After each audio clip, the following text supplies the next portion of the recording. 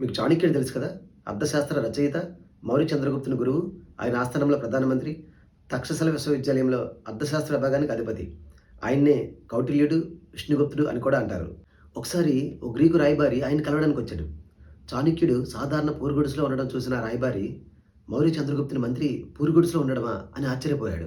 చాణక్యుడు ఆ గుడిసెలో ఒక మూలన దీపం వెలుగులో ముఖ్యమైన రాతలేవో రాసుకుంటున్నాడు.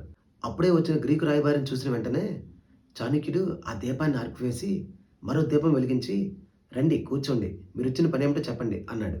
ఇదంతా చూసిన రాయబారి ఆశ్చర్యపోతూ, "అయ్యా! ఆ దీపాన్ని ఆర్పి ఈ దీపాన్ని ఎందుకు వెలిగించారో దయచేసి చెప్తారా?" అని సందేహంతో అడిగాడు. అప్పుడు చాణక్యుడు, "నేను దేశానికి సంబంధించిన పనులను ఆ దీపం వెలుగులో చేస్తాను.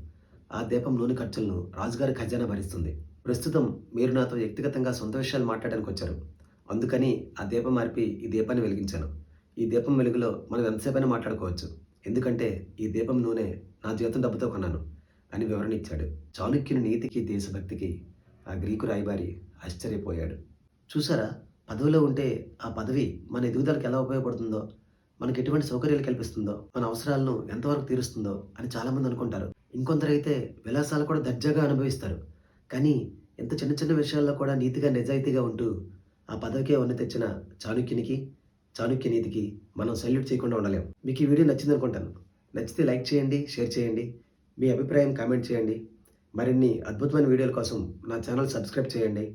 మరో మంచి వీడియోలో మళ్ళీ కలుద్దాం.